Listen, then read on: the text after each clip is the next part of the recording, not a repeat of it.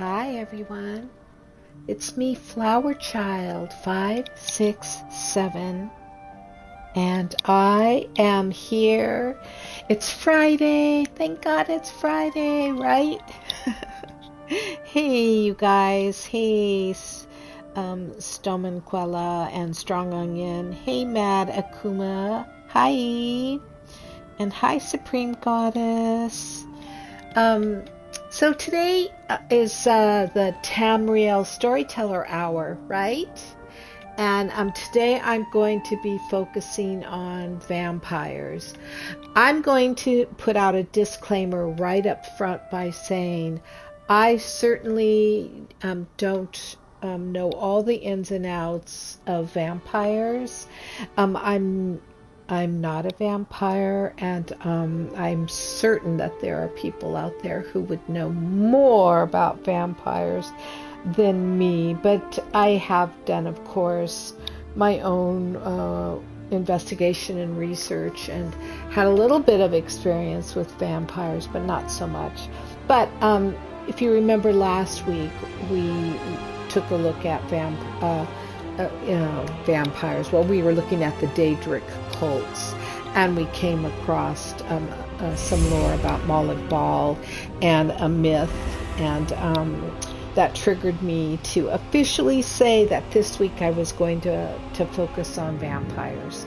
So, and the next week I'm focusing on werewolves, and then after that I'm looking at our little lovely wood elves. So, okay, here we go. Go. Let us get us started. Okay, I'm gonna light the candles here and open up and bring out the tome and open that up, and we are officially ready to begin. Oh yeah. Okay, so hey, I want to take you to a different house of mine. Oh, good. I'm glad you're ready. I'm going to take you to a different house of mine, and you could say it's kind of like a lair, or at least it's lairish, and it was fun creating, and but so we have to get ready to travel. So as I know some of you out there might be vampires, so let me just give you a little bit of protection so that you don't get burned if we go out to no, not well. Okay, so I was going to give you a little protection under the sunlight, but I don't know how strong that was. But for the rest of you, come here. We're going to be doing our traveling, so let me give you a little bit of a blessing.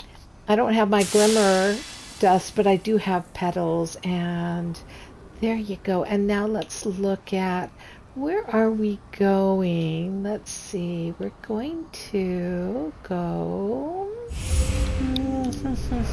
Let's see. We're going to be traveling. Let's see. Right there. Okay. So you ready? Are you ready to do a little traveling? Let's open up the portal, because it is time to travel. Oh yeah. Here we go.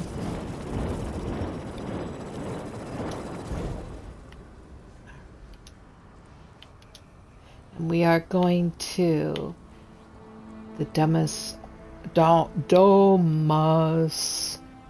Pharasticus. I don't know if I say that. Anyways, here we go.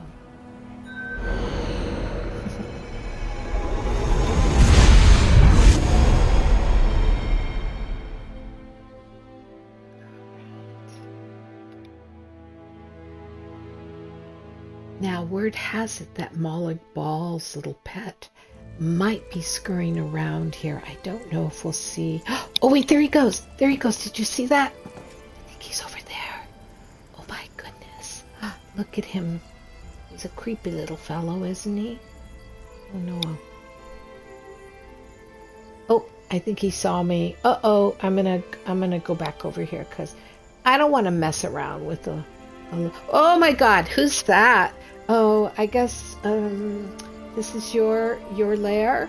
Can we go in? Can we seek entrance? You shall not pass here. You may go in. Okay, thank you. Let's go on in.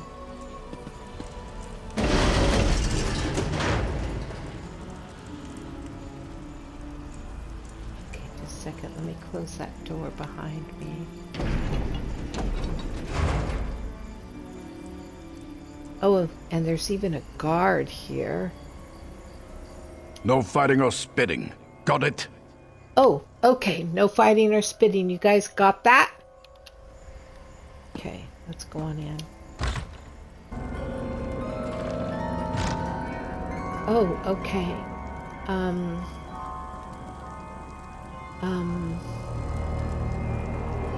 Oh, this does look a little creepy. I'm not quite sure. Oh, there's maybe a dead knight there. I don't know. Okay, so,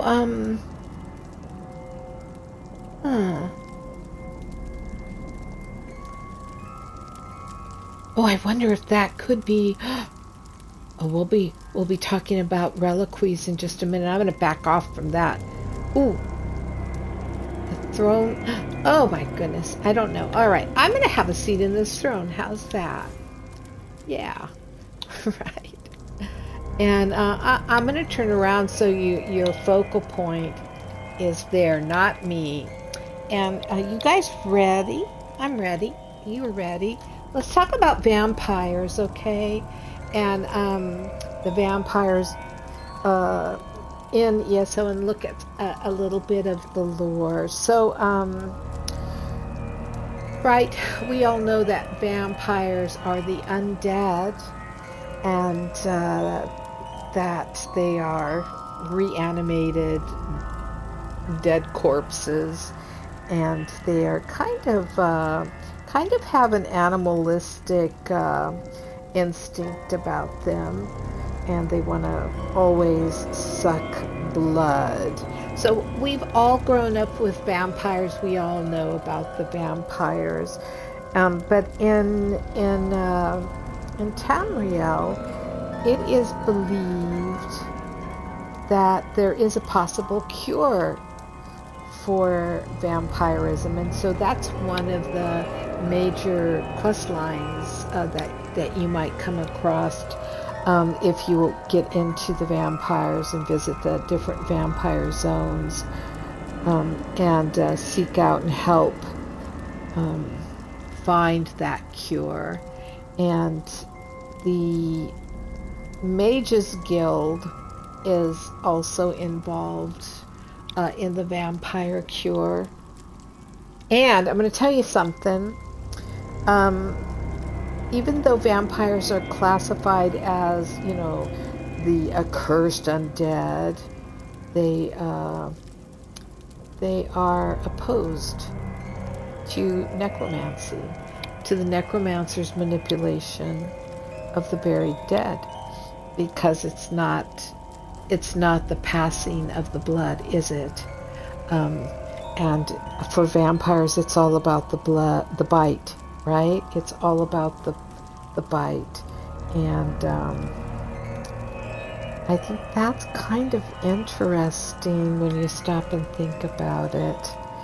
And the vampires have an express need to breathe, and some of them even have a beating heart still, which I find that curious.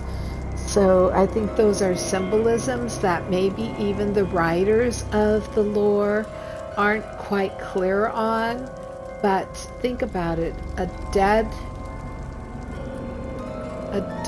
undead with a beating heart and the need to breathe. So that's why I think the search for the vampire cure is so important, because it's all about if they're undead, their heart wouldn't beat and they wouldn't have a need to breathe, right? But they do. So I think there's more to it than than the writers even know. And I think that's kind of cool. I want to talk about one vampire in particular today, and I think you'll all recognize the name, but it's Count Verandis, or the Count of Ravenhurst, which is located in Ravenspire. But before I go there, I do want to look at the origin of the vampire and in Tamriel. And it is said that the first vampire came from Molag Bal. She was not a willing subject, but she was still the first. Serana, the vampire lord of the Volcanar clan, wrote that in lore. So, here's how the story goes, okay, as we're looking at the Daedric Prince Molag Bal, who we know is kind of like the top bad dude, the top bad monster or Daedric Prince in Tamriel, even though we fight him to get our souls back, right? And we technically kill him, but no Daedric prince can be killed, right? They can be transformed temporarily, but eventually they return, they reconfigure and return.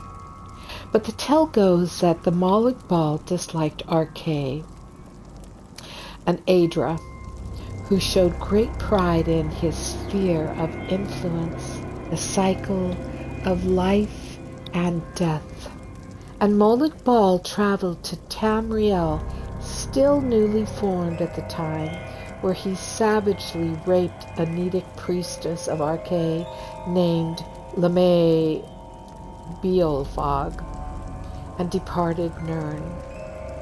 Lamae was found and nursed by Nedic nomads, who noticed that her mangled body was affected by some form of corruption. Her wounds began to heal, and the coven attempted to cremate her. And on the night of her cremation, she rose from her funeral pyre and brutally murdered the nomads. Lamae's curse spread across Tamriel in one form or another, making a mockery of Arkay's beloved sphere. And since then, many mortals have made pacts with Molag Bal to become vampires, giving rise to new bloodlines. So the beginning of vampirism have variations in tribunal temples, right? The tribunal is part of the Ebonheart Pact. And it's acknowledged in some of the doctrine that Molag Bal spawned the first vampire from a defeated foe, yes, such as a Daedric lord or a temple saint or a powerful beast. But there are variations in belief on the origins of vampires. And not all can be traced back to Molag Bal or even Daedric origins, as some stories claim vampires can be created by mortals tinkering with magic. The people of the Lilac Bay region believe vampires are created by either magical artifacts or the curse of a wizard. And Dunmere nationalists in the Third Era held that the scourge of vampirism originated in the West through necromancy and couldn't possibly be native to Vardenfell, as the Tribunal Temple did everything in its power to suppress vampires. This point of view came from temple propaganda and the Dunmere's cultural hatred of necromancers and foreigners who they blame for bringing necromancy to their homeland. And these beliefs may coincide with the common misconception about necromancy and vampirism that exists in the minds of the public.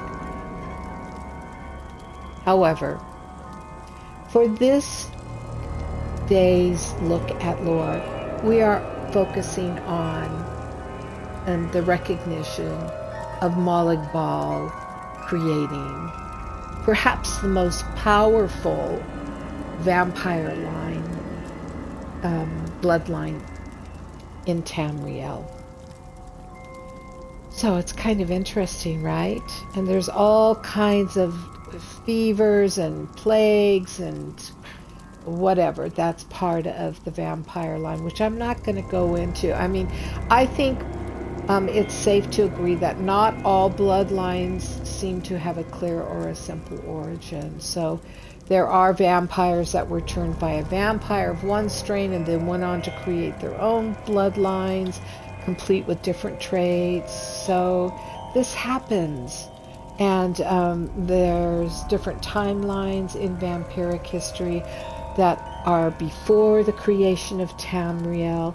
But we're going to stick with the Tamriel vampire bloodline because we live in Tamriel here in Elderscrolls Online. So Molag Bal in Tamriel created the vampires. And so that means vampires are directly tied to Daedric energies. Some have even created metaphorical bridges to the Daedric source of vampirism through alchemy. Yeah. Did you see how my screen got dark all of a sudden? That was kind of interesting. That was kind of even creepy. All right, I'll turn this way and look this way for a little bit. I am not a vampire, although I do have a character that is a vampire. And I'll go into that in a minute. All right, so let's look at some of the lore. I want to read to you some of the lore that we do have in our lore library. And I'm going to just take a look at the Spawn of Molag Bal and the brief description of his relationship to vampires. It's called the Spawn of Molag Bal. It's a very short treatise or note. Molag Bal enslaves. Molag Bal defiles. Molag Bal spawns children with the unwilling and harvests the souls of the unwary. Legend tells us that Molag Bal is the father of the first vampire, though we cannot fully detail the many aspects and species of vampires. We may consider all of them to be his offspring. Most vampires can trace their lineage to the same distant ancestor, an unwilling Nedic virgin whom Molag Bal defiled, and with her he spawned a race of monsters who then set upon nomads, spreading his corruption farther. Other species of vampires are the results of pacts and bargains with Molag Bal, who answers promises of immortality and power with an eternity of damnation. Molag Bal seeds chaos and strife, spreading discord by corrupting soul after soul, and his forces are legion. His patience is limitless. His ultimate goal is the domination and enslavement of all living things. Okay, so that's a scroll that we come across. Now, the next one I want to read to you is, and I'm sorry I'm not going into the lore library. I don't own all of these yet. So I have to rely to an online lore book platform, excuse me, to be able to share this. So what we're going to look at now is the book of the Legions of the Dead. Legions of the Dead lore book.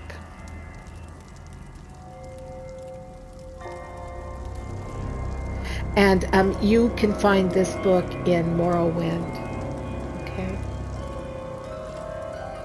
An introduction book on the undead.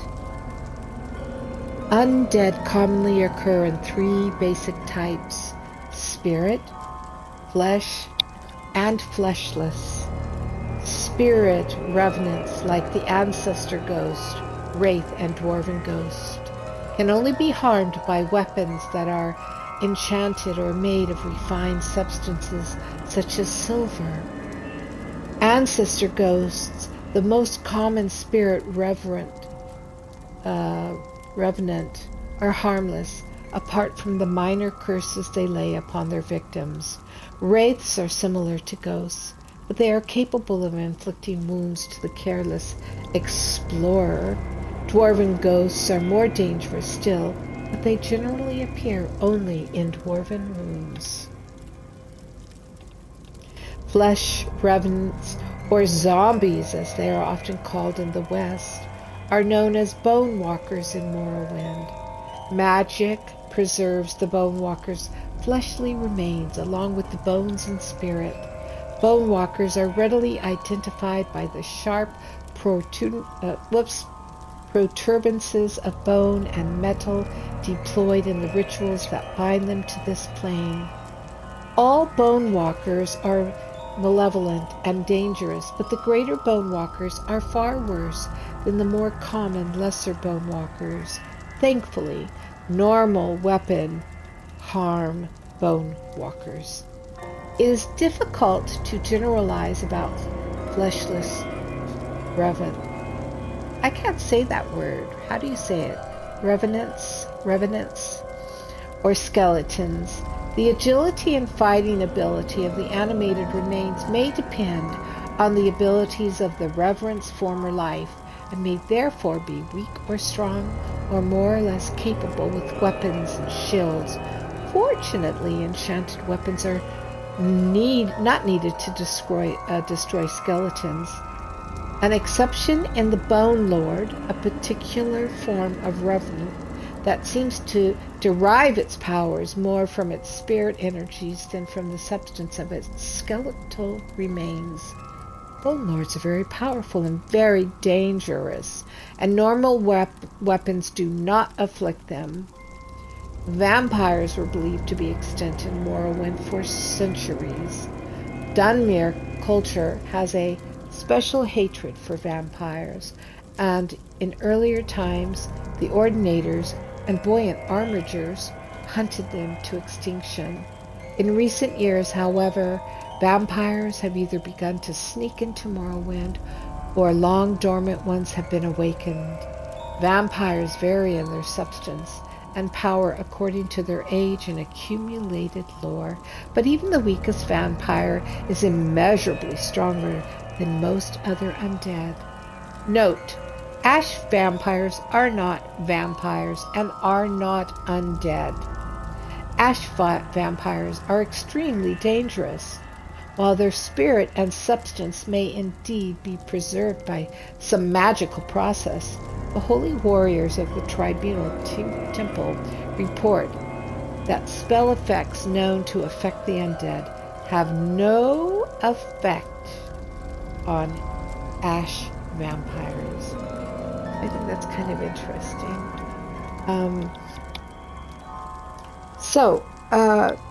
I want to look at one last thing, and then we're going to look at Count Verandis of Rivenspire.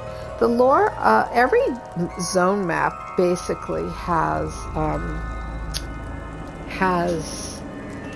some form of vampire lineage in it. Hey, Quest Thread, I'm just taking a look. Oh, thank you, Whitehead. Today I don't have so many, I have to admit. So many props. But I do have some emotes and mementos. And hey, hi, tight sight. Okay, so let me do this. Let me just kind of move my camera again so that you're not bored looking at one thing, because I know I'm not opening up lore books today. But, yeah, you know, I'm going to go into this. Did you know that's a music box right there? in my fireplace? Right there. That's a music box. Isn't that cool? Yeah. Okay. Let's take a look at that. Now, maybe it will mesmerize you into a trance, and then maybe I will bite you. Well, I won't bite you, I promise. But for you to become a vampire, you need to understand the tenets of Cyrodil vampirism. This lore is obtained in oblivion vile lair. To you whom we have seen stalking at night by keen eyes, through transcendent of savages, sating thirst, sans avarice, your coffers stay stuffed by social graces robust.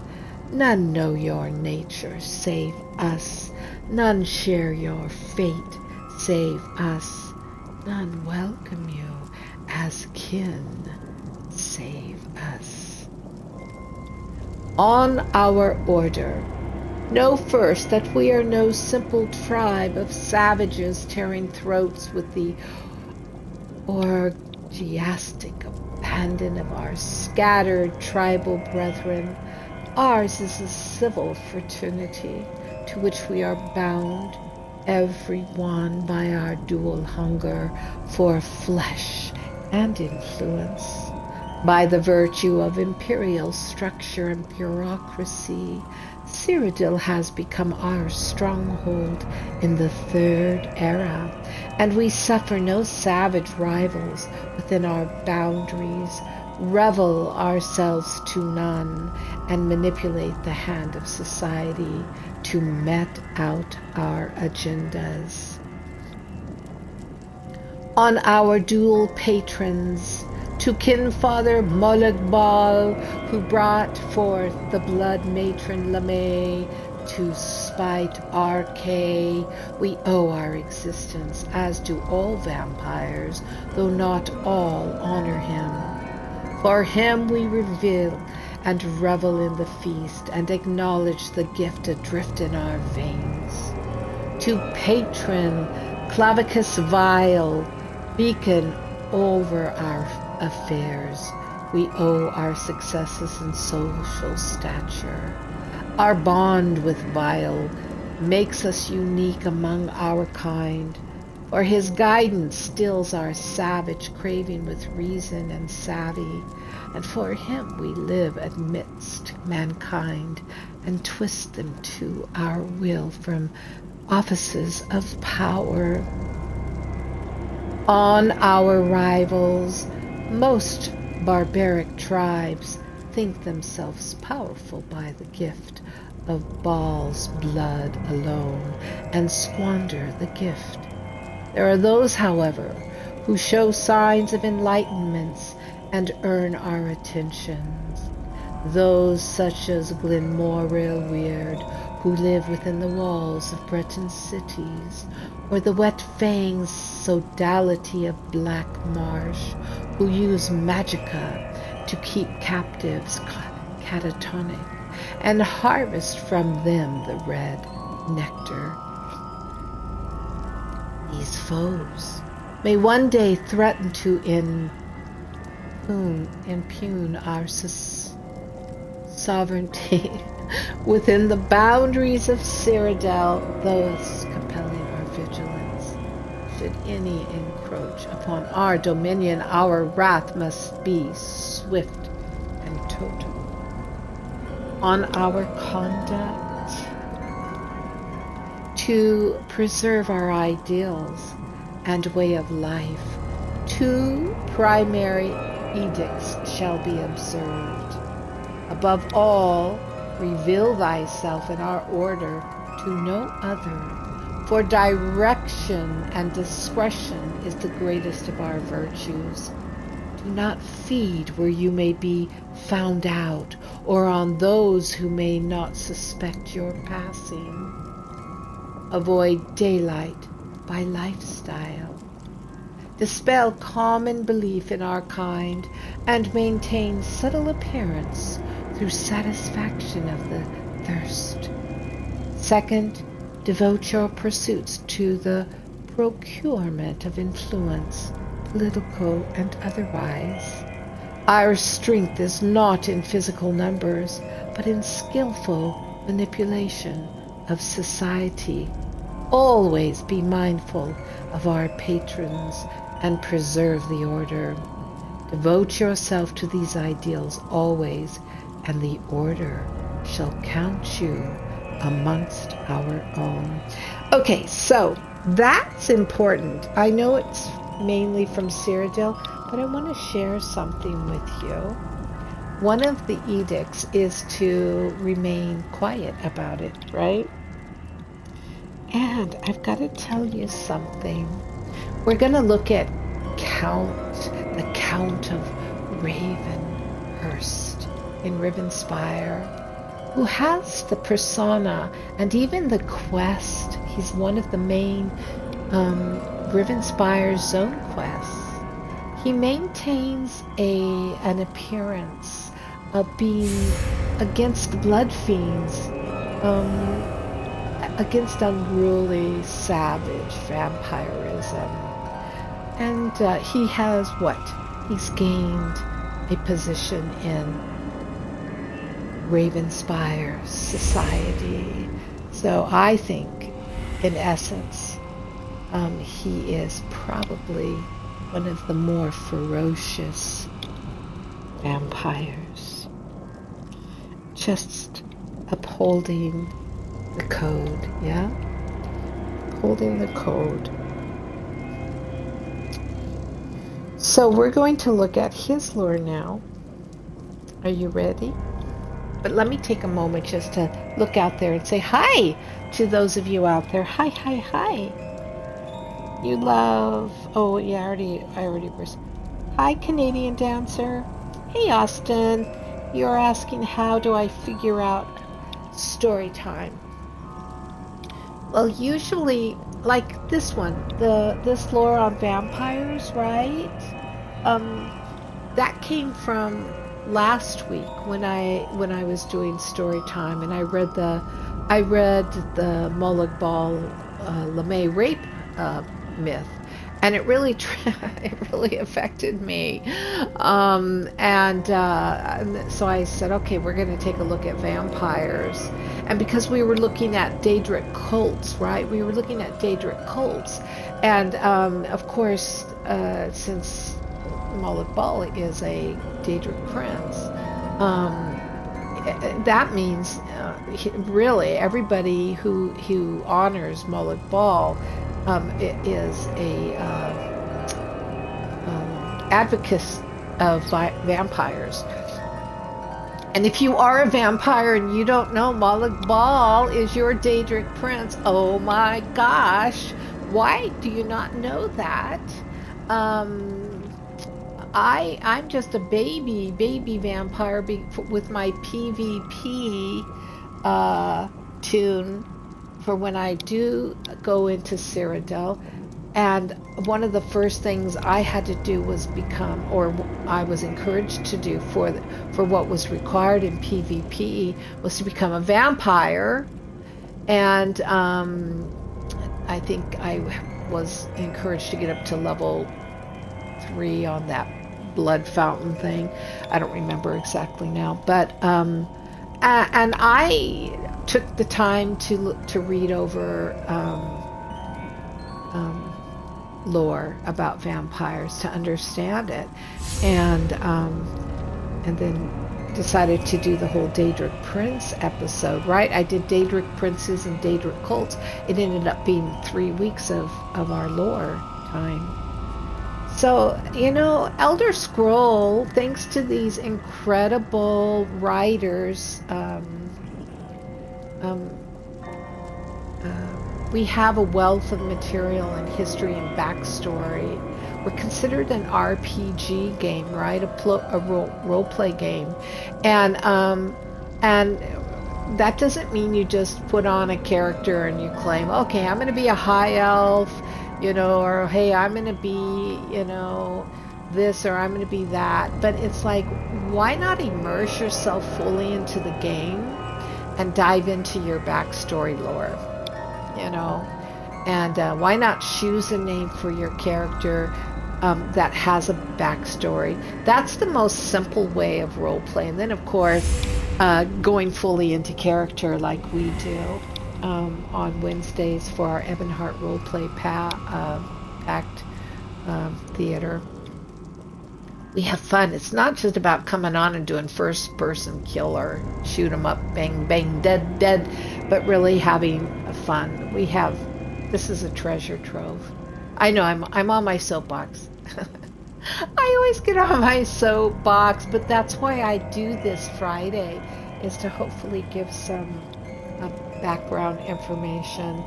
So that's how I figure out which lore to go into, because I'm personally interested, and I think it's important for us to.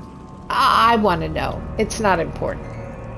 People play this game for years without reading one piece of lore. They just run through the quests that they have to, or they just run through the dungeon if they have to. Click, click, click, click, click, and they don't read a word, or they don't even engage with the NPs that are telling us the story right up front.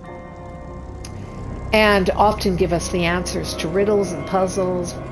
But a lot of people, most people, 50% of the people don't take time.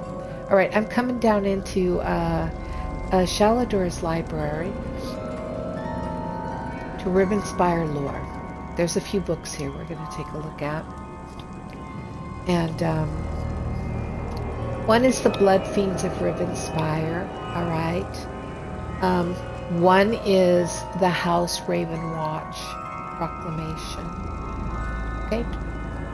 And I'm going to read both of those. I'm going to start off with the House Ravenwatch Proclamation.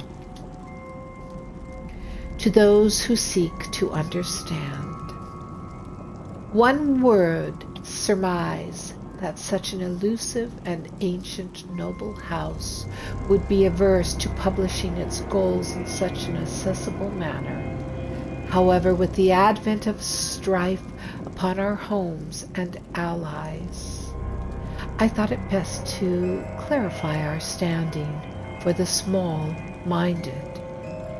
The first and foremost goal of House Ravenwatch is the destruction of the ancient evil which lies within Rivenspire.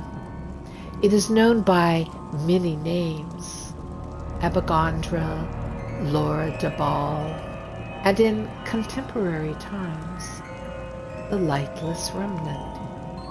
Countless generations of scholars have sought to understand this artifact. There is no understanding to be had. It is a blight upon Mundus and must be cast out. Secondly, House Ravenwatch seeks to foil the plans of those who wish to make use of the power of Lightless Remnant. Do not be deceived by Baron Montclair's rhetoric and so-called patriotic zeal. He has succumbed to the power of the Remnant and seeks to destroy the beautiful land of Rivenspire. We know this because we were with him when the power possessed him. We prefer the shadows. We prefer to let others lead. But these are desperate times. They call for desperate measures. Know that no matter what Rivenspire must face, you will not face it alone. House Ravenwatch will be by your side. House Ravenwatch stands with Emmerich and the good people of Rivenspire. Signed, Verandis, Count of House Ravenwatch. So think about that. He's a major vampire line, and he is right there putting himself out in a way that, kind of vindicates his vampirism. I think it's pretty cool. I don't know why I'm so enamored with him. And I love his quest line. His quest line's really cool. Alright, let me look for something real quick. Give me just a sec. Just a sec. One other thing which would be kind of interesting to get into, but we're not going to, are of course the death hounds, which are the vampire dogs. But I'm not going to get into that. I'm looking for my count. Hold on. Where's my count? My little count. I thought I had it right here at my fingertips. Well, I've got Bloodfiends. Oh yes, here we go. This is based on let's see. Count Verandis. Count Verandis has research notes, a collection of research notes that he leaves for us, and there's this is the sorry, let me go there. Up here. It's in up here in the eidetic memory, and it's in the notes section. So just a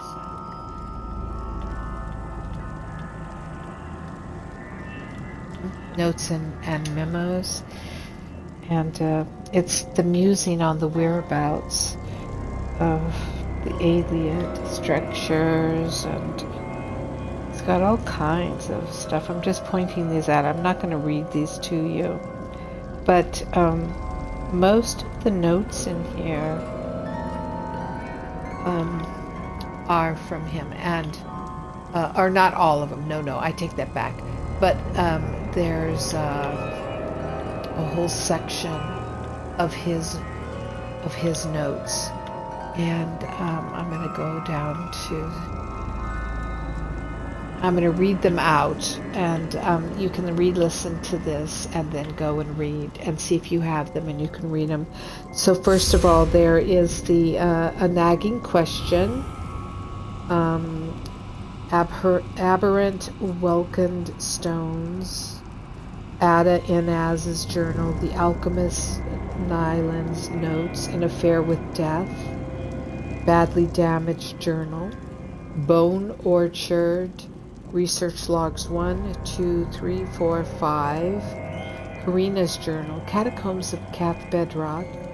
Chronicles of, I can't say this, Chuleft. Closing the octal gay cage. Curative batch 15. Curative batch 19. Curative batch 6. Delver notes. Dwarven Ruin Explorer's journal. Weaver maintenance records. All of these, Akil's notes 1, 2, 3, 4. Effects of the Elderscrolls, experiment, faded and dusty. He's done so much in this that it's, and these are his gathered notes, his gathered research. So he really is very active in providing information on vampires. We're going to go to, back down here though, to Rivenspire, because I'm almost done for the day, you know. You love listening to my voice? Aw, Crusher, thank you. That's really sweet of you. Alright. Rivenspire.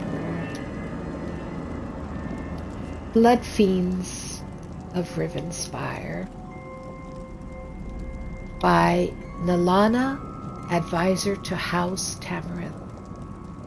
I have been tasked with learning everything that I can about the blood fiends that have been appearing throughout Rivenspire of late. These creatures appear to be exactly the same as other blood fiends we have examined in the past, but for all their similarities, they have one telling and significant difference. They appear at the beginning of the vampiric cycle instead of at the end.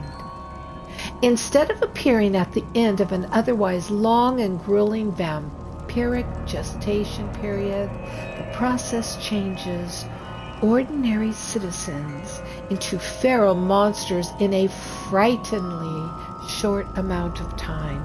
It's almost like a fevered blood affliction that burns through individuals at an alarming rate. While not everyone who comes in contact with the catalyst becomes afflicted, those who do either turn into a vampire, rarely, or quickly spiral into the frenzied madness that characterizes all blood fiends, the most likely outcome. My investigations suggest that these blood fiends have a connection to the Argonian Rizel Jewel and Lady Lyria Montclair, the court magician of House Montclair and the daughter of Baron Wyland Montclair, have been leading Montclair troops across Rivenspire, troops that include vampires. There have been rumors of a blood curse, some sort of foul magic that allows Rizel Jewel and Lyra to turn ordinary citizens into blood fiends with nothing but a glance, a wave of a hand, and a few muttered words. Eyewitnesses' reports have been confused at best, and these claims have yet to be fully verified.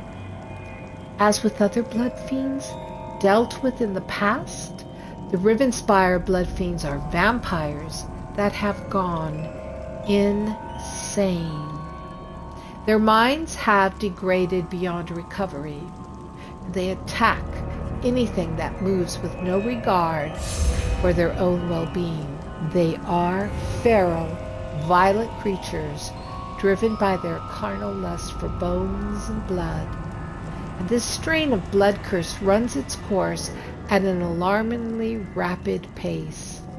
I have documented instances of citizens being afflicted and turning feral in mere moments.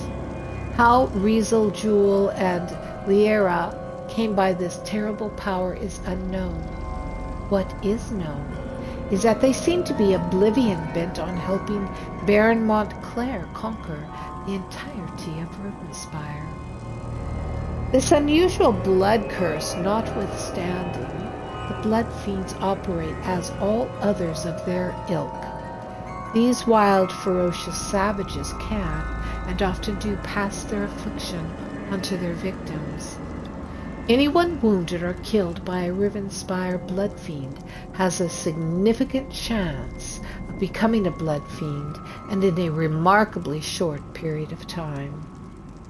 Until I can gather more information, I can only recommend one course of action concerning the blood fiends of Rivenspire. They must be destroyed. So, kind of cool, huh? I think it's cool too, Crazy Fighter, to learn different things about these vampires. Okay, so I want to end the day by looking at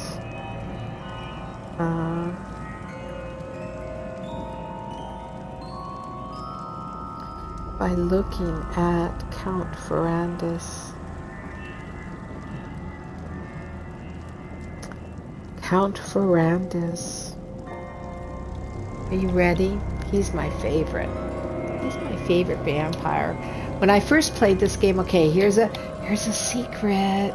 Here's a secret. Are you ready for my secret? Oh my gosh.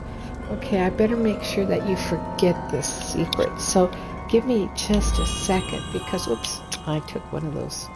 I'm going to give you a reliquary of dark design so you forget my secret.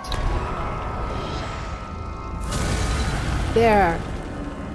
Now you will forget the secret that I'm going to tell you. But I'm going to make sure you really forget it. And the way I'm going to make sure you really forget it is by raising the witch pyre. So that my threat to you is if you pass on this as a rumor, then you will rise from this fire, a vampire, searching all days for blood, and more blood, and you will always remain enlightened to how you betrayed my trust. So, here's my secret. On the day when I first did meet Count Valeris, I was so enamored with Verandis that I was enthralled with him. And I longed for a house guest, Verandis. I wanted him in the worst way. I wanted to have him always around me and running with me as if he was also a companion. And I used to pretend that I was one of his loyal friends and he was one of my loyal friends. And I had fun. I had fun doing that. Yes, maybe I'm crazy. But he is a pure-blood vampire who was turned directly by Molag Bal. And of course, he was the founder of House Ravenwatch and once a member of the Grey Host. For vampire, Verandis has a pure heart and was unwilling to give into his predatory instincts. He attempted to sway vampires away from their bloodletting, their thirsty natures, for his desired goal was peace with mortals. Verandis was known for his restraint. He only fed on the willing, notable for seeing mortals as equals, and he expected other members of his house to follow suit with his code of conduct. In the first era, he had written, "I have lived a very long time, even by high elf standards. I am ancient, I confess. I often embrace the routine as a distraction from the gnawing dread of my curse. Many times I sought a home, a family, and a cause, yet I never remained for long." And it was in this first era that he joined the Grey Host. And during that time, he began to attempt to persuade other vampires from harming the innocent. And he really did preach that they should only feed on the willing and should make peace with mortals. But his words fell on deaf ears, of course. And he pioneered a way to pull vampire souls out of Cold Harbor and mortals from their respective afterlife. And his goal was to end death altogether, creating a world where vampires, lycanthropes, werewolves, and mortals would live in a peaceful coexistence. But when he tried his experiments on a mortal, it caused her to lose her unborn child and lead her to go mad. And because of this, he abandoned his research altogether, considering it to be too dangerous. And he would later desert the Grey Host resolution in his ideals, and he decided to forge his own path in order to achieve his goals of peace. And in the Second Era, when King Emeric was a boy, his father sent him to Castle Ravenwatch to study under Count Verandis. And by that time, House Ravenwatch was one of the oldest families in Rivenspire. And Verandis would later play a key role in convincing the nobility to support King Emeric's Greater Daggerfall Covenant. Without Verandis, Emeric would not have had the support he needed, and the Greater Daggerfall Covenant would never have come to be. Now, Count Verandis was also friends with Wyan Montclair, the leader of one of the three noble families that ruled Rivenspire after Rancer's War. And when his wife, Baroness Layla Montclair, fell ill in 582 of the Second Era and was close to dying, he asked Verandis to turn her into a vampire to save her from death. But both Verandis and Layla refuses his alternative. So Verandis attempted to use an alien relic to cure her. Unfortunately, the relic was not powerful enough, and Layla's illness eventually returned. Afterwards, Rizal Jewel, an Argonian in service of the Montclairs, secretly plotted to overthrow King Limerick, and he manipulated Verandis and the Montclairs to search for a more powerful relic known as Abagandra, which is the lightness remnant. And this artifact, resting within the great spire of Doomcrag, had been corrupted in ancient times. However, when Verandis came into contact with it, its corruption deepened, and so he attempted to destroy it. But he has great remorse in that. So he worked to end the threat of the artifact and the mad Montclairs because of it. And he sought after the artifact's destruction. And Verandis sacrificed his life to transport it to Cold Harbor. So, lastly, within the year, the Vestige and Gwendis would resurrect Verandis, saving him from an eternity in Cold Harbor. Verandis the Vestige and House Ravenwatch worked to stop Rada al-Saran from reawakening the Dark Heart and sacrificing all the souls in the Reach in an attempt to free the Grey Host from their torment in Cold Harbor. And despite these efforts, Rada was successful in binding the Grey Host to the Dark Heart.